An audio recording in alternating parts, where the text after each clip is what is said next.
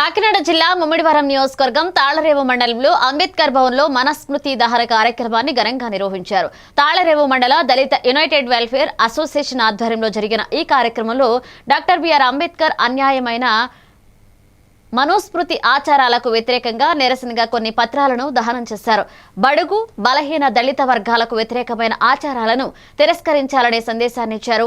ఈ కార్యక్రమంలో 17 గ్రామ పంచాయతీలకు చెందిన యువతీ యువకులు, మహిళలు అధిక సంఖ్యలో పాల్గొని సామాజిక సమానత్వం, న్యాయం కోసం పోరాటానికి సంఘీభావం తెలియజేశారు.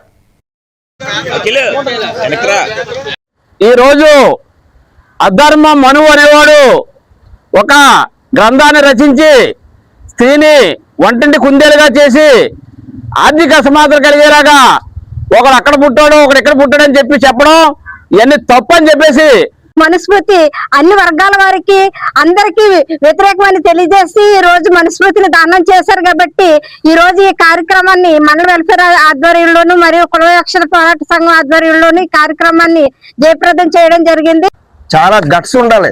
భారతదేశంలో ఎంతో కుల పునాదులు ఉండి మత పునాదులు ఉన్నటువంటి ఈ దేశంలో బాబాసాహెబ్ అంబేద్కర్ చాలా ధైర్యంగా ఈ మనుస్మృతిని తగలబెట్టారు. దీనివల్ల ఈ సమాజం చీలిపోతుందని.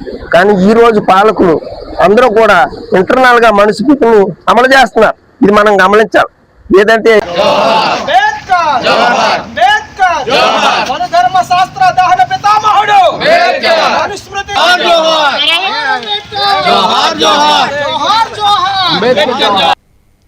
కాకినాడ జిల్లా